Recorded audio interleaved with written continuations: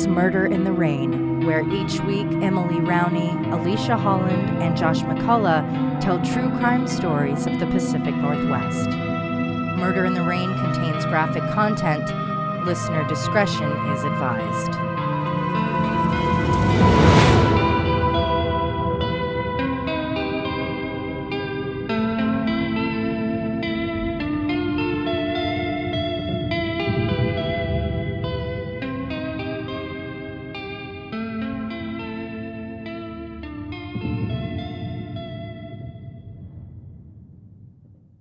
Well, it has finally happened. We have joked for years that one day we're going to be in the studio and someone is going to start their story and boom, it's one we've already covered or that someone else is working on. Well, today's that day. While writing my story about Russell Obrimsky, there was a mention of a man who had also been paroled early and should not have been. I knew I had to cover his story.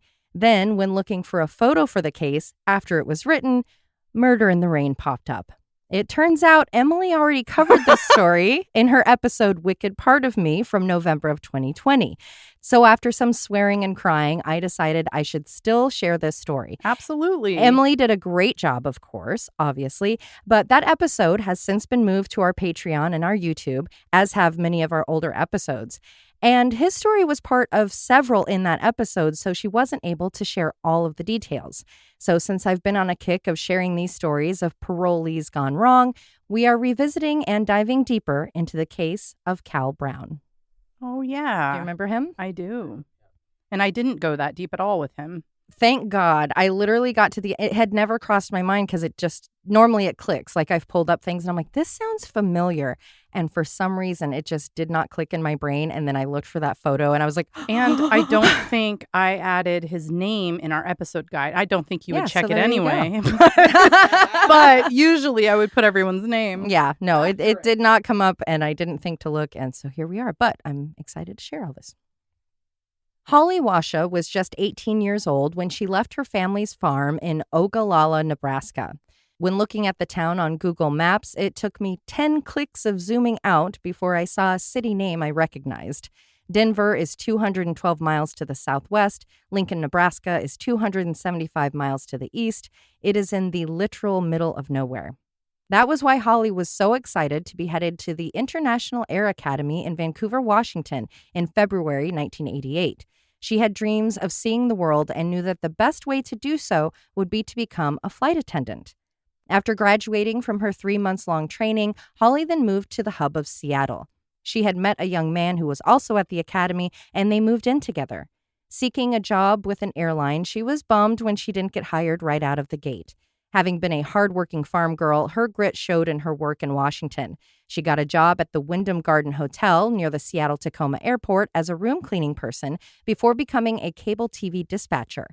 When that became her full-time job, she moved the cleaning work to the weekend. Amazingly, working 7 days a week didn't keep Holly from having a social life. She enjoyed the lush outdoors the area had to offer, especially compared to that of her Nebraska home. She loved to fish, go on picnics, play softball. Even the atmosphere was better for her, relieving the pain she had all her life from an asthmatic condition that had been exacerbated by the dry Midwest air. Holly went home to visit her family in August of 1989. Her father, John, felt she seemed happy with her big city life, although she hadn't been fond of how people at work were kind to her, but in a kind of patronizing way. She was treated like she was just the sweet young farm girl who was living in a city for the first time. There was no way that she could take care of herself. She was happy to prove them wrong. On May 23, 1991, Holly decided to turn in her uniform and quit her part-time cleaning job. Driving her 1985 blue Oldsmobile, she was leaving the hotel's parking lot when a man walking by her pointed to her tires. Thinking something was wrong, she stopped the car. As she opened the door to inspect the issue, the man forced his way into the car and held a Leatherman knife to her face. Grabbing Holly by the hair, the man demanded that she drive or die. She started driving, and he got a hold of her purse. Going through it, he found only change before stumbling upon her checkbook. Under the threat of the knife, she wrote a check out in the amount of her savings, $350. Going to a bank's drive-thru in Federal Way, the check was then cashed. The man then had her drive to the Seattle waterfront. Pulling over, he tied Holly's hands behind her back with the strap of her purse and made her move over to the passenger side. Not wanting alarms to be raised too early, he asked Holly about her life. What did a typical day look like? Did she have roommates? Getting the answers he was hoping for, like perhaps she wouldn't be noticed as missing for a couple of hours, he decided to escalate the situation. Stopping at a gun shop, he left her tied up in the car as he purchased a set of handcuffs. The man was a visitor in town, so he already had a room at the Shadow Motel. Taking Holly inside, he first had her get undressed. Laying her on the bed, he used his business neckties and her purse strap to tie her to the bed. Picking her shirt up off the ground, he cut a part of it off and shoved it in her mouth as a makeshift gag. Later, he told her to put her clothes back on, I'm assuming in the cut-up shirt and all, because he was hungry. Getting back in the car, they drove to a Burger King. As she sat in the drive-thru, she knew she couldn't risk asking for help because he was holding the knife to her. Back at the room, she was once again forced to get nude and lay on the bed, this time on her stomach. After giving the order to be quiet, the man claimed Holly began to, on her own, give him oral sex, which I could see. And Emily, I don't know if you've thought of this. I know I've definitely played out scenarios in my head where maybe choosing to do something could get me out of a situation, or I could even hurt them or something. Plenty of victims act agreeable or they adapt to what they think he's looking for so that they can be safe. Yeah. And find an opportunity to escape. Exactly. Maybe she thought that doing that on her own would allow for her to escape. Instead, he took that to mean that she was game for sex. The man then raped Holly for 2 hours. As he did, he couldn't help but notice how her eyes were always on the door, and he worried she was thinking of escaping. Her feeling confident enough to even consider getting away had the man realizing he needed to do more to show he was in control. He needed to, quote, make her a little more scared of me, basically. So he once again tied her to the bed, this time face up, her hands behind her back, her legs forced in a spread eagle position, and she was gagged. Possibly using that bag strap, he then whipped her approximately 12 times. After those hours of raping, the man was hungry again, so Holly was forced to get dressed and get back in the car. This time, they were making their way to a pizza place in Federal Way. After grabbing a pie, they went back to the hotel, and back she was to being naked and tied on the bed, now face down. The rapes continued. Around 11 p.m., the man got on the phone. Holly could only hear one side of the conversation, but it seemed that the man was confirming a weekend getaway he had planned with a woman in California. Hanging up, the man then crawled into bed with Holly. Leaving her tied up and gagged, arms behind her back, legs spread, he fell asleep. Morning finally arrived. Getting dressed once more, Holly was forced to drive the man to her home. He had big plans. He was going to rummage through the house looking for her roommate's checkbooks, because yes, what early 20-something isn't rich with savings? He was lucky to find a couple of checks, which he then wrote out for $500. He wasn't so lucky when he went to the bank and tried to cash them. I don't know if the banker was that close to their clients or the guy just gave off red flags, but they said that they would not be able to cash them until they had compared the signatures on the checks to the one on the file. This was very upsetting to the man, and he left without any money.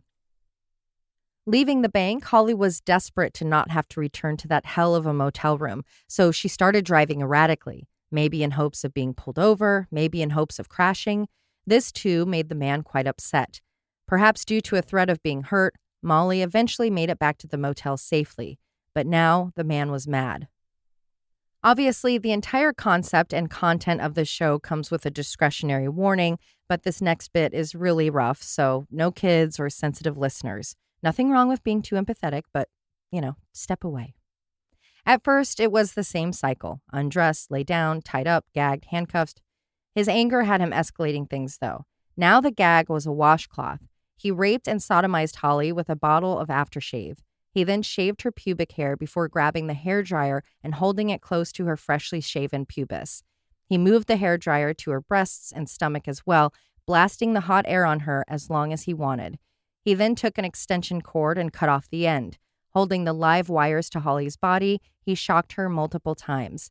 He would later say he was aware that these acts were torturous. The electric shocks appeared to be especially painful.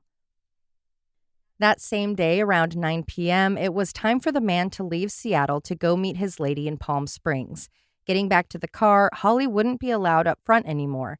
Instead, the man made her climb into the trunk while handcuffed.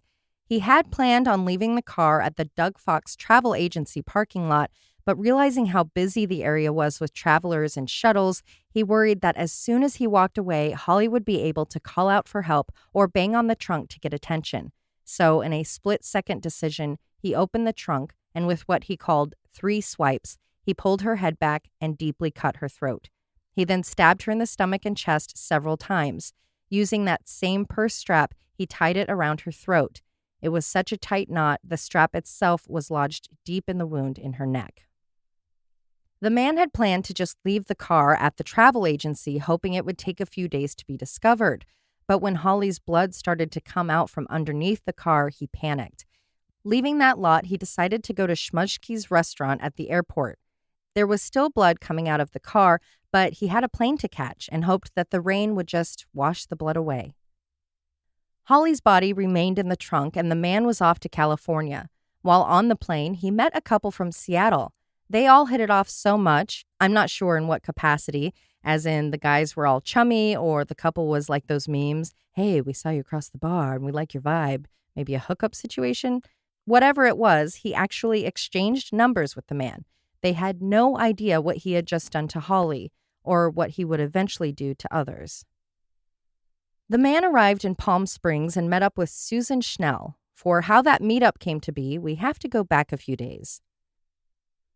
On May 18th, the man was staying at the Hyatt in La Jolla, California for work. While enjoying a drink in the lounge, the charismatic man engaged in a conversation with Jan Gray, a woman from Seattle.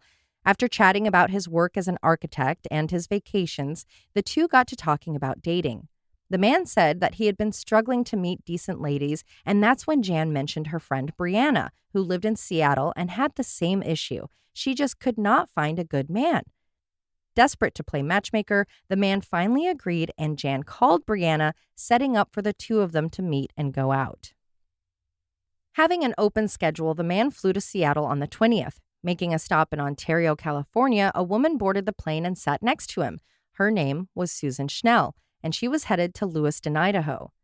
I have been to Lewiston, Idaho, and as my grampy would say, I spent a week there one night. In my case, it was more, I spent a month there 1 week. And don't get me wrong, it is a beautiful area. I don't know if either of you have been to Lewiston or Clarkston, sister cities, but there's just not a lot to do. But it's beautiful. I'm sorry I said it like that. I have not. As they chatted, the man decided that this time he would, in a newly developed Australian accent, be a home designer. Hitting it off and deciding that they would like to see each other again, they exchanged information, including phone numbers and the name of the hotel in Lewiston where Susan would be staying. The two parted ways once they landed in Seattle. Susan continued towards the Lewiston area. The man had to get going anyway, as he was set to meet up with his blind date Brianna to have drinks in the lobby of the Seattle-Tacoma Red Lion Inn. Brianna showed up at the date, but they didn't have the same magic as he and Susan did. In fact, Brianna made it clear she was not physically attracted to the 5'9", 230-pound man, so they wouldn't be seeing each other again. She would later say that he was nice and intelligent, but he had some controlling behaviors that were red flags. I have a personal goal now of being positive and not judging people's appearance because that's kind of ingrained in me. Emily, I don't know if you have this happen. Sometimes you read these stories about these charmer guys and are shocked. That would be a word.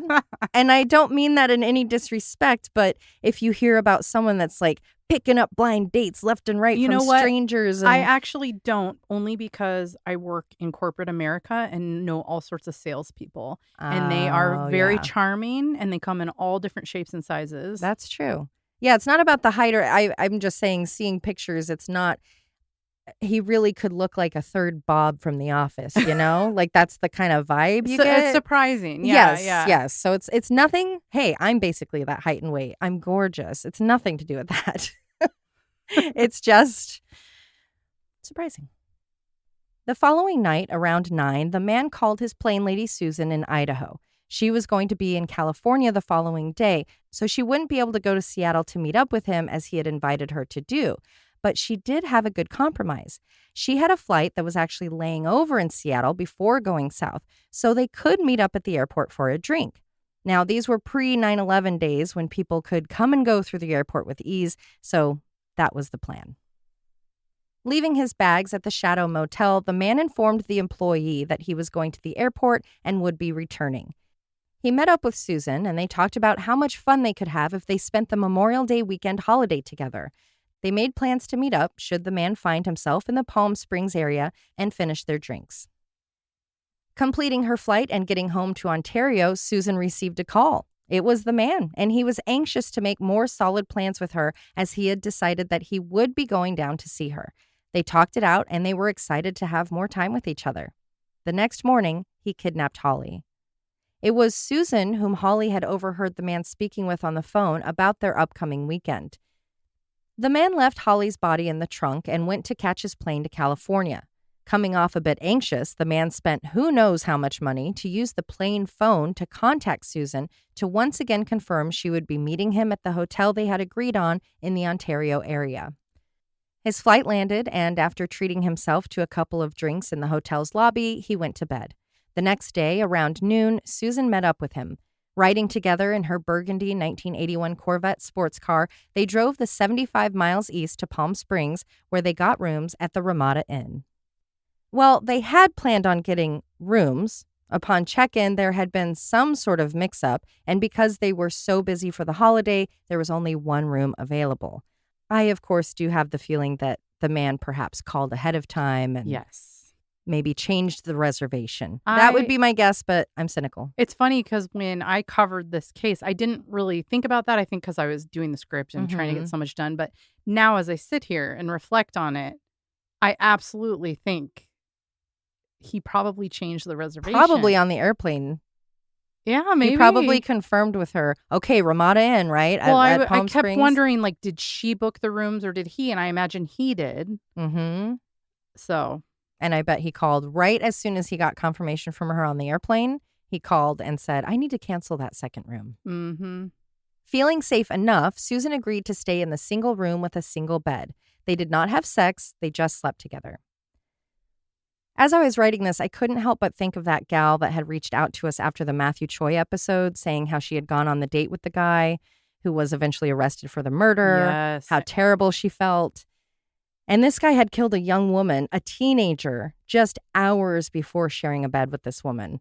And it also makes me wonder how many of us have done so, you know, who hasn't been with a guy that maybe hours earlier did something terrible. The asshole at the bar or was grabbing someone without permission. I think there are so many men that don't realize that they are that memory for somebody and that they've done those kind of things. And I think a lot of us have probably crossed paths in this way, you know? Well, we would think that because we're man haters. That's right.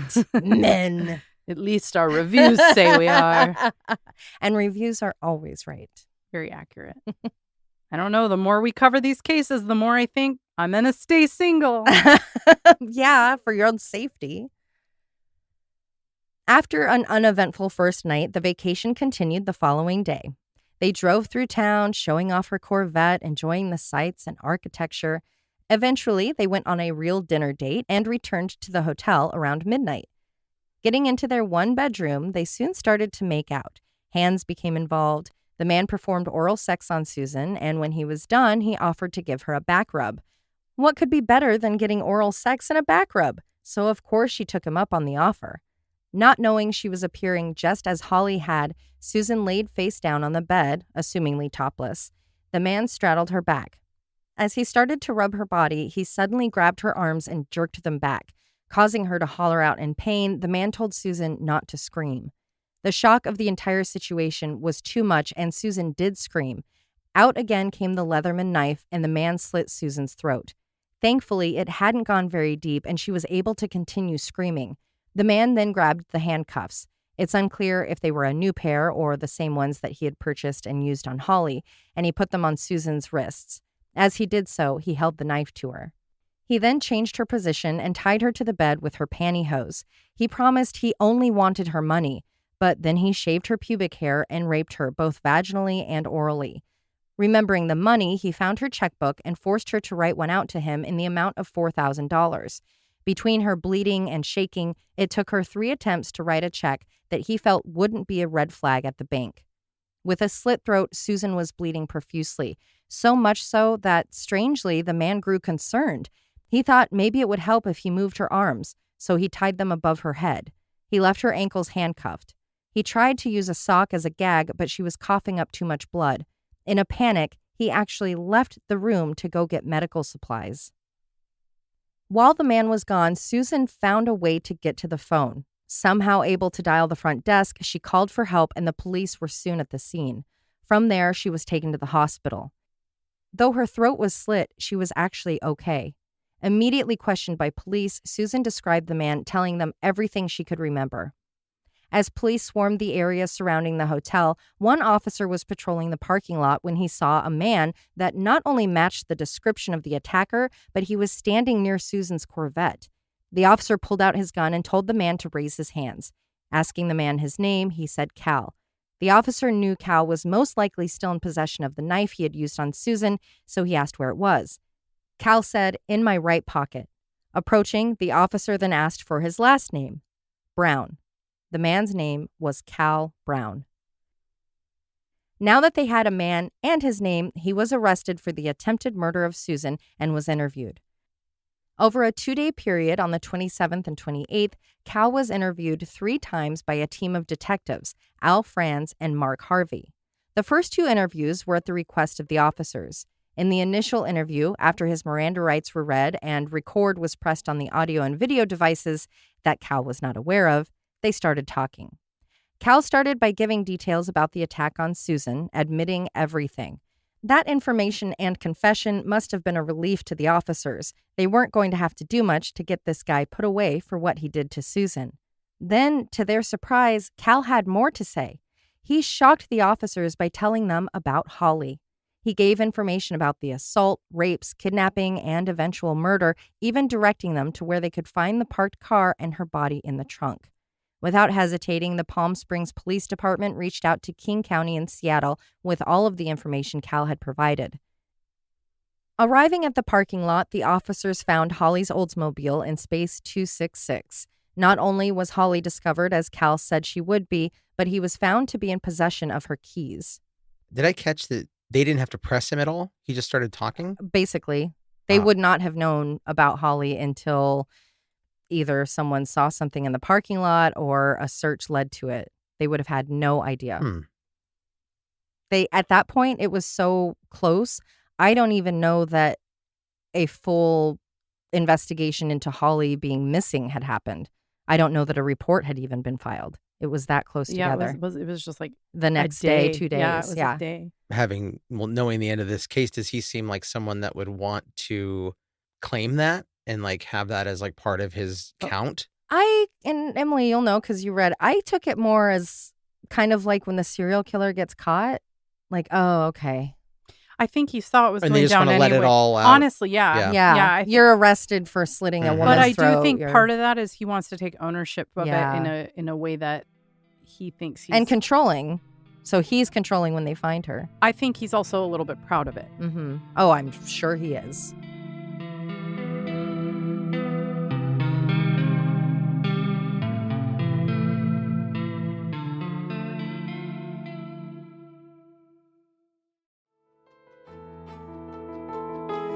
For the last few years, there's been an uptick in promoting self-care, and for good reason. It's so important for people to take care of themselves so that they are at their healthiest before they take care of others. This could be in the form of taking a walk, getting a pedicure, or making quiet time to read a book. For me, it's skincare. As I get older, the more I invest in my skincare routine. If only I could convince 16-year-old Emily to stay away from the tanning booth.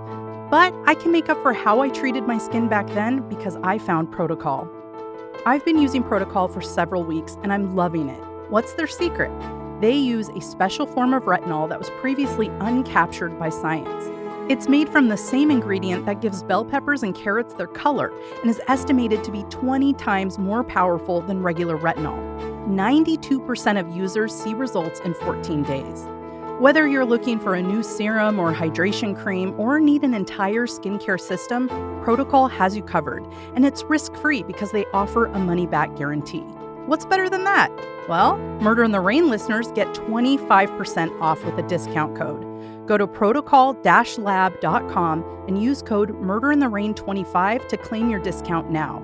That's protocol-lab.com and use code MurderInTheRain25 with no spaces.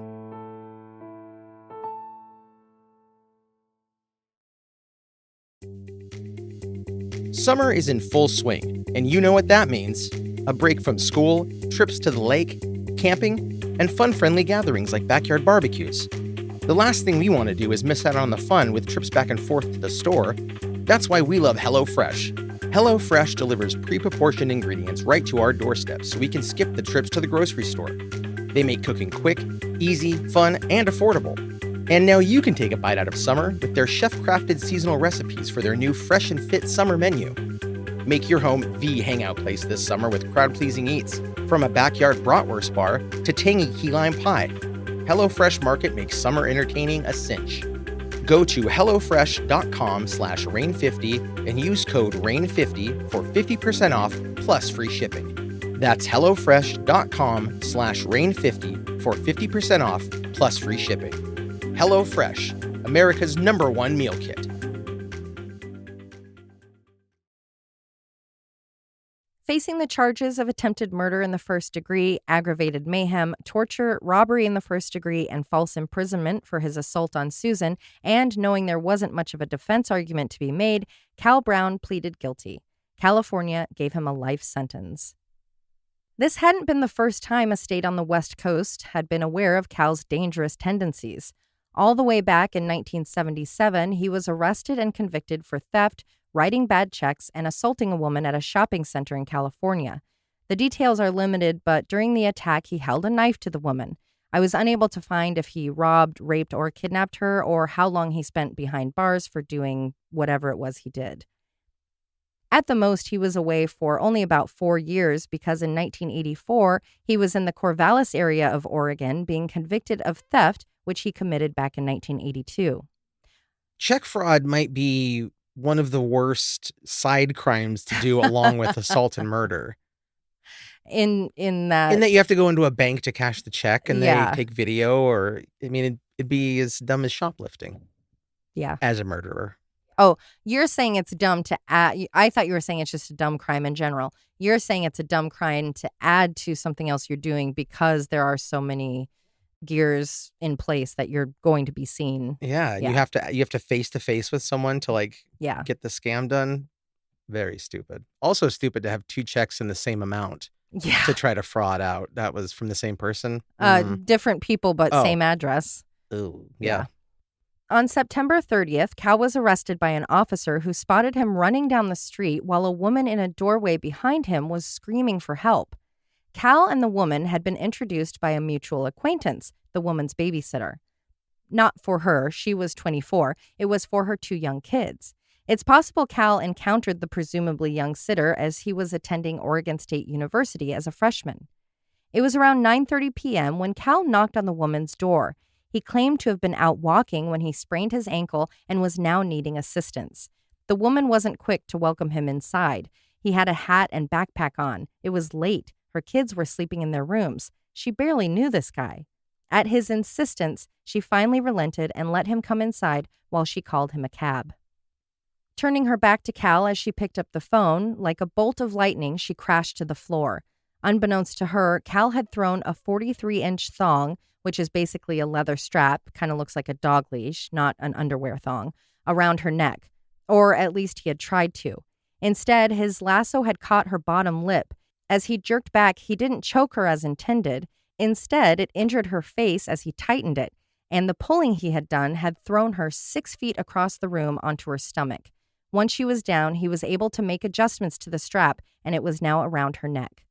In a second, she felt Cal kneel on top of her. She was able to roll onto her side and looked at him. He was, quote, wild-eyed and looking right back at her. He tried holding her, but she screamed. Scared, he ran off. Thankfully, the officer was there, and he was caught. In his backpack, police found a rape kit, which included a 2-inch roll of duct tape and a large knife. He was swiftly charged with attempted murder, attempted first-degree rape, attempted first-degree assault, and second-degree assault. At the trial for the attack, Cal took the stand. He claimed that while at the house with the woman, he had simply been giving her a back rub to help alleviate the pain of a cold she had. Sound familiar? I mean, this guy really has an MO. As he did, the thong, which he claimed to be using as a sweatband, had simply slipped, and when it landed on her, she panicked when it went around her neck. He had tried to get the strap off of her, but as he did, they both fell down. She simply mistook this accident as him throwing her and trying to kill her. He also had perfectly good reasons for the items in his backpack, saying that he used his survival knife and the tape to fix his motorcycle and helmet, both of which he had not been actively using. He even had the nerve to say, quote, "I don't think I would hurt anybody for any reason," not promising to say, "I don't think." A 14-year-old boy who Cal considered a kid brother reported that Cal had once told him the best way to get a girl is to tie her up and then get her. A doctor who examined Cal said that he showed signs of a personality disorder that was severe enough he predicted future criminal behavior. It also showed Cal had a lot of sexual conflicts and that he had a hatred of women and will continue to prey on them unless he was put away for a very long time. The defense was not fond of that diagnosis. The defense's doctor negated all of those points, and they even argued that Cal was simply immature and self-centered. The defense asked for a sentence of 1 year in jail with credit for the almost 7 months he had already served. He could stay on probation, of course. That way he could finish school. Cal asked for a lenient sentence and even apologized to the victim. He promised he wanted to get help and become a useful member of society. So how is it a man can attack a woman in 77, attempt to murder another in 84, and be out to kill in 91? For the attack in Corvallis, Cal Brown was sentenced to 15 years, with a request from the judge that he served no less than 7.5 years before even being considered for parole. Cal went to prison in 1984. Those who knew how dangerous he could be hoped that he would be there until 1999. Instead, he was paroled on March 25, 1991, less than 2 months before the murder of Holly and attempted murder of Susan. He had been granted parole, not just 8 years before he finished his sentence, but 6 months before the minimum as requested by the judge, because he had received a positive psychiatric evaluation. His PO specialized in working with sex offenders.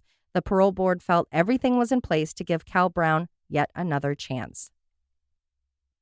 The DA who had tried the case in 84 wrote a letter to the board begging them to reconsider. The letter read in part that not only was Cal one of the most dangerous criminals he had ever prosecuted, but that, quote, unless he has undergone a remarkable transformation in prison, he will remain a potential mutilator and killer of women. When Cal was released, he went back to school at OSU, but after 8 weeks of checking in with his PO, Cal went quiet. On May 23rd, while Cal was kidnapping Holly, his PO was filing the paperwork to get a warrant for his arrest for failure to check in. Back in Seattle, Holly's autopsy showed just how violent her death had been. In fact, the cause couldn't be narrowed down to a single element. It was the combination of blood loss from the cuts to her neck and how tightly knotted the purse strap was. This not only caused strangulation, but it was so tight and her wounds were so deep they had to take the strap out of her neck. Because of the petechia in her eyes, it was believed she had been strangled first. The hours of torture she endured left her body riddled with injuries and wounds. Holly's face had serious bruising. She had burn marks on her inner thighs, and the areas around and inside her vagina were bruised, as was her anus. The aftershave bottle Cal had used to rape Holly was not only consistent with the injuries, but authorities found the bottle in his hotel room in Palm Springs. He had taken it with him and was very possibly still using it to freshen up. Holly had what looked like whip marks from either the cord or belt on her inner thighs and nipples. Her ankles were bruised from the handcuffs he had tightened around them. Besides the stabbings to her chest, there were slice wounds. When compared to the Leatherman tool Cal was in possession of, the markings matched. There's no telling why Cal pled guilty to the attempted murder of Susan, but went to trial for Holly. But he did. In June of 1991, he was charged with aggravated murder in the first degree. It was no surprise that on December 10th, 1993, the jury, after hearing the confession and horrific details of Holly's murder, found Cal Brown guilty of premeditated murder in the first degree, as he only killed her to cover up his array of additional crimes. So that was the aggravated part. The jury also found aggravating circumstances, as he had committed robbery in the first or second degree, rape in the first degree, and kidnapping in the first degree. Finding Cal guilty of such heinous crimes, the jury then had a difficult decision to make: give the monster the leniency he requested or agree on the death penalty. It probably didn't help his chances that he had already been sentenced to life in California. When making the decision, the jury was to consider if the state had proven beyond a reasonable doubt that Cal was undeserving of anything less than the death penalty. Cal was allowed to make arguments as to why he shouldn't be sentenced to death. He included the lack of attachment he had with his mother when he was a baby.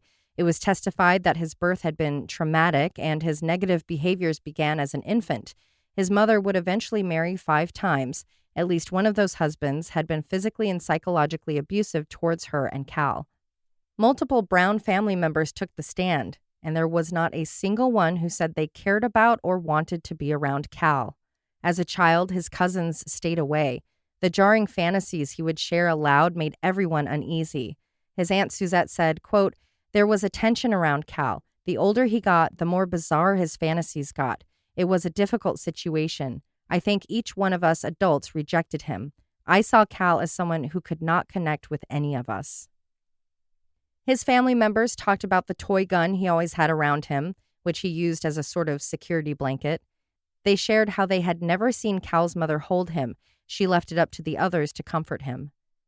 All through school, Cal was seeing school counselors and psychologists. One gave the recommendation that he be taken away from his mom's house and go live with another family member. But by then, his behavior had been so off-putting, no one was willing to do so.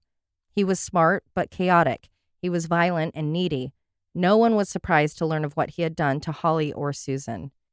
Each time a family member took the stand, Cal's lawyer asked them the same question. Could they think of a single person who actually enjoyed the company of Cal or sought him out? They all answered the same: no.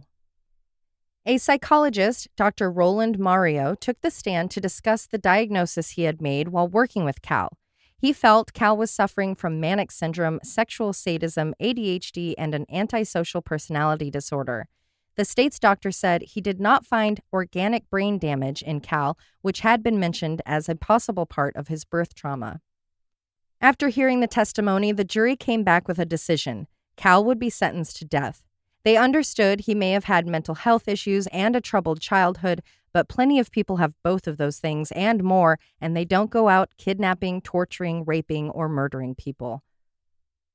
Cal and his team, of course, filed appeals against the sentence. They argued his mental issues should have excluded him. They argued the punishment didn't fit the crime. He argued against the aggravating circumstances. Yeah, right. Nice try. The court denied all of it. 2007 saw the argument regarding the dismissal of a juror. Okay, the long and the short of it is that after sentencing, Cal filed a petition of a writ of habeas corpus, saying the trial judge dismissed a juror before finding out how that juror felt about capital punishment. The district court denied the petition, so Cal appealed. I think it was even more than one juror. I think 3 were dismissed and 2 had opinions on capital punishment. Yeah, and that's very possible that there were others. Just in the appeal I saw, it just mentioned the one in this circumstance, but I don't doubt that there were more. So with all of that, the Ninth Circuit Court reversed the ruling and agreed with Cal, and they said the dismissal infringed on a Supreme Court precedent. Not questioning that juror had apparently swayed the jury and therefore nulled his sentence. This case eventually made it to the Supreme Court. They overruled the Washington court, saying that the judge has every right to remove a juror if they feel the opinion toward the death penalty would affect the ability to make a decision come deliberations and sentencing. Justices RBG, Stevens, Breyer, and Soiter dissented the outcome, saying they had concerns that this would limit juries and could inadvertently cause more death penalty sentences. So what I basically understand of that, and Emily, having covered this, maybe you can help me. I understand very little, but it sounds like the judge can learn of a potential jury member who has expressed opinions of the death penalty, and knowing that they can just have them removed without the kind of traditional voir dire process. And so this would be due to the fact that if they went to the sentencing portion of the trial and death penalty was on the table, that juror wouldn't be willing to agree with it. So it would have been an issue from the start. Yeah, I mean, if you compare it to any other opinion for a jury, you don't want somebody who's falling to the far, the polar ends, right? Right. You need them to kind of not have a strong opinion on anything and go into it with an open mind. And it was two of them had suggested that they were against it, but one of them they quoted as calling it barbaric. So maybe that was they officially would have never voted for it, And with you needing, I think Washington might have been a unanimous vote state. Yeah, or at least for death penalty. Right. Yeah. So that would have been, again, the DA wouldn't have wanted Once that. again, put me on a jury. I'll be screaming that from the start. And then I'll get kicked out. I'm never going to be on a jury. Man. Well, with all that, his death sentence stood. In 2009, just 8 hours before Cal was to be executed, a ruling came from the Washington Supreme Court granting him a stay. Though they had denied his request for clemency, they didn't deny his argument about lethal injections and if they are considered cruel and unusual. Just weeks ago, Governor Jay Inslee of Washington, who has done some great things like ban the sale of assault rifles and some not so great things like not opening an investigation regarding Aaron Christensen, he recently signed a new bill into law. Senate Bill 5087 not only eliminated state-sanctioned killing, but removed state sterilization as a punishment, which I didn't realize was still on the docket until literally weeks ago. The governor actually placed a moratorium against the death penalty almost a decade ago, and the Supreme Court of Washington invalidated the death penalty statute in 2018. Through research, it was learned that where the crime took place and the race of the accused perpetrator were more detrimental to a decision than the proof. Besides the studies that have shown that the death penalty is not a successful deterrent against crimes, and that there are moral issues like wrongful convictions that lead to wrongful deaths, and of course the elements of racism. Being that Washington is Washington, it wasn't like they were handing out death sentences left and right. In fact, since 1976, only 5 inmates have been put to death. All of them were white. That doesn't mean all of the inmates on death row were white, though. In fact, a University of Washington report found that Washington state juries were more than 4 times likely to impose a death sentence if the defendant was black. So I pulled up my old script to look at the execution breakdown, and it's very heavily white. It's 66 Caucasians, 7 blacks, 2 Asians, 2 Hispanics, and 1 Alaskan indigenous person. Interesting. Very heavily on the Caucasian side. Well, yeah, by default, Washington. Yeah. And that's through state history?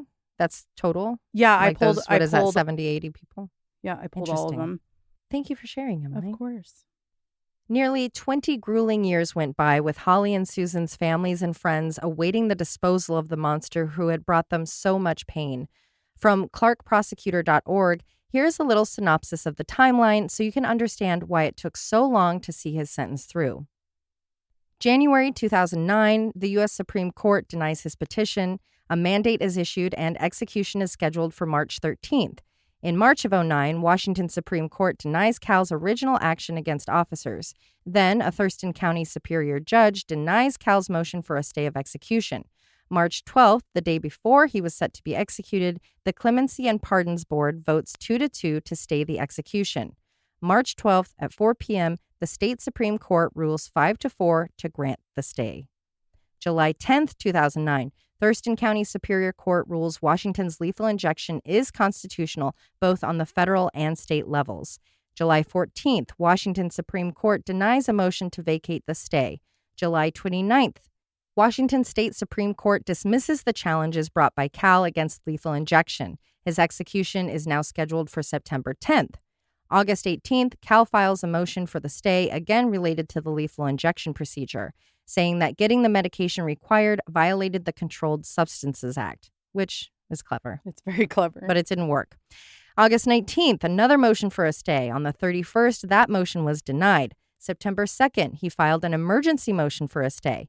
Now he was saying the team that was going to euthanize him was unqualified, and on top of that, he wanted a hearing and time for discovery to research their qualifications. He also added that his mental health issues were downplayed during sentencing and they should be reconsidered. The following day, he filed a motion with the county to say he was too incompetent to be executed. On the 4th, those motions were denied. September 7th, 8th, and 9th were filled with filings, requests for stays, requests for reconsiderations, asking the governor to step in. On the 9th, all remaining motions, requests, and grovels were denied. On September 10th, 2010, Cal Coburn Brown was put to death by lethal injection. He was 52 years old. He was the last inmate to be executed by the state of Washington. Unlike the unimaginable pain and torture he put to his victims, especially Holly and Susan, he was given a single medicine, took 3 deep breaths, and was gone. His last meal was pizza, apple pie, root beer, coffee, and milk. His final words were, as transcribed by witnesses, "First, to the family of Holly Washa, I have to say to you that I understand your feelings and your enmity and hatred towards me. I hold no enmity towards you. I hope that the actions taken tonight will give you closure, the closure that you seek. I forgive you for any hatred that you have toward me. I have no complaints about my treatment by the staff at the prison for the last 17 years I've spent here. They are very professional. As far as the state of Washington and King County, I protest based on disparity of sentencing. The Green River Killer, Gary Ridgway, and Robert Yates raped and tortured and killed many women, and they were spared the death penalty. I raped and killed one person. I don't see the true justice in that. Hopefully, sometime in the future, this gets straightened out. Thank you, God bless you, and God bless my family." This might be controversial, but I agree with his final 3-minute statement. Well, okay, first let's state the obvious of how disgusting it is to say, that's just one person. Oh, absolutely. But in the way the law treated it. But yes, comparing the cases. It isn't fair that somebody would get a death penalty sentence compared to 48 versions of that and getting a life sentence. So I see his argument. What's her name from the Manson family who was just released? I believe she was given a life sentence and she's out. And how often do we see that? Well, in his own case, he was given a life sentence and was released. So yeah, when Gary Ridgway is given a life sentence, that's a little, Well, life sentence varies place to place. But yes. Yeah, I agree. And I mean, Gary Ridgway is not going anywhere. Exactly. They're not concurrent. But I see his argument is what I mean. Yeah. And it's bold to use your last 3 minutes on Earth to really drive that home. But he was saying it from the beginning. So I don't agree. For those of you who are going to criticize me, I don't agree with, he should have got away with it. If we were saying that, if we're sitting here going, isn't that bizarre that this man, while we all have our feelings on the death penalty. I'm glad that he got an appropriate sentence for what he did. Mm-hmm. But isn't it interesting that he got that and the Green River Killer didn't? Well, and then if we're talking about it, that's different. But he was the last person to be put to death in Washington, and he was one of the reasons they made those changes. So I don't know. It's just interesting that I didn't necessarily disagree with his arguments in the end. I think it also shows, and this was how I read it, just how much he loves living in the victimhood. Oh, absolutely. You are about to die, and you're barely saying you're sorry. You're saying you're not mad at the family. Yeah, he avoided saying I'm sorry is in many it's ways. Okay, family. I get it. Like I forgive you for hating me and what I did to your family. I know he's a bunch of bullshit, but there was some logic to that final argument is all I'm trying to say. Yeah. I don't disagree with that at all. I agree with that. That I think that just shows how wonky the justice system is and how have things. I mean, disparity is the correct term to use. Yes. So there's worse out there though, like in this, people up against worse consequences for not doing something. Mm-hmm. It's like there's a reason we don't want the death penalty, but or we don't need to rehash that. Go to the other episode if you want to hear that. Or this guy over here sold a pound of weed and he's spending 25 years, and then the guy in Josh's case, the Hat Man, he gets 26 years and I'm sure he'll be out early. And then we have, entire podcasts dedicated to innocent people on Yeah. death row who just shared the same skin color as Yeah. the person that actually committed the murder. So there is a reason states are turning down the death penalty. And left I and wonder right. too if part of him getting it and say not Gary Ridgway, I wonder if any part of that is we already served you time.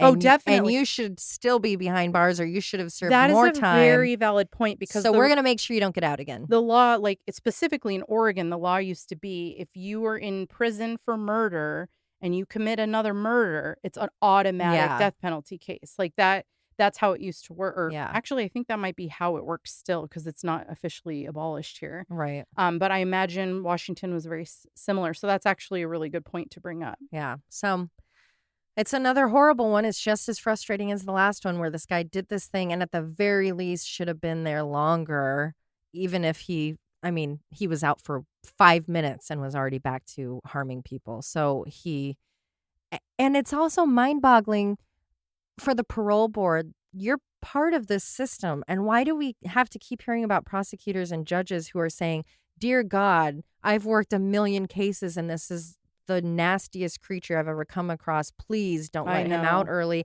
And they're like, I don't think this judge knows what he's talking And about. I mean, I like to write it off as, okay, there are situations where they may not have access to all of the files, but why? But then why are wouldn't they giving parole? I know.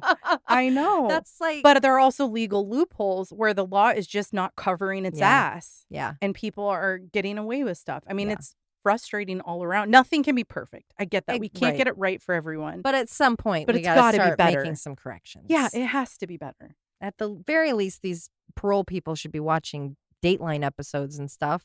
That would at least give them an idea. Sorry for the listeners who think that just got a little too political. We know you're out That there. wasn't political. They'll think it is. Well, oh, that's political? Bitch. Rhetorical.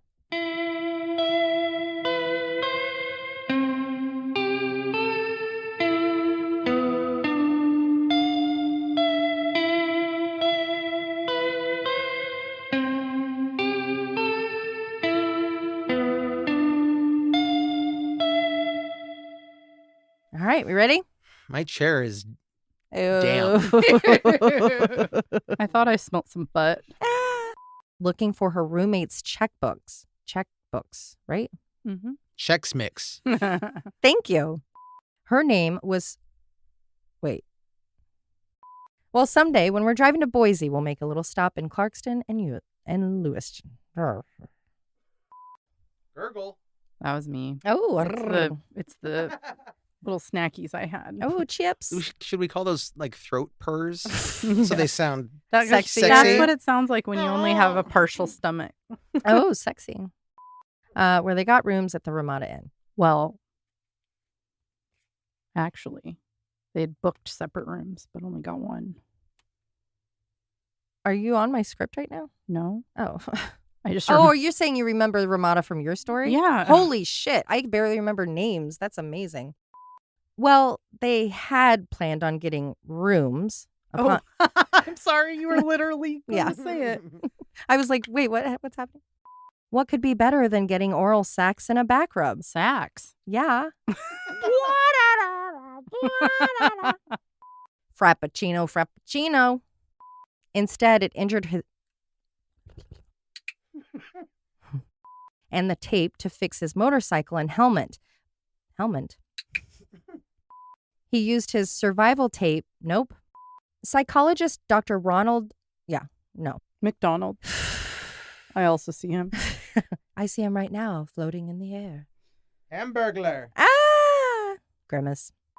After hearing, So sorry. get fucked! Go ahead. Had opinions on corporal punishment. Capital corporal. Little more extreme. Cap. Let me You say want it some again. spankings, Em? Oh. Denied his petition for writ of... Oh. What?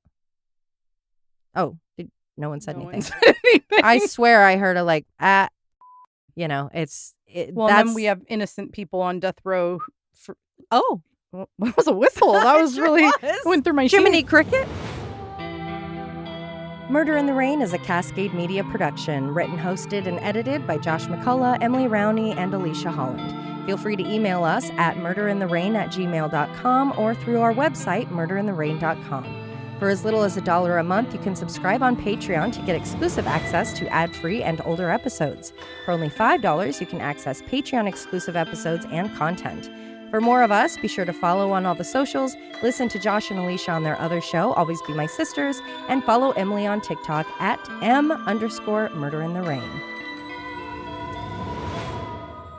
And suck my balls.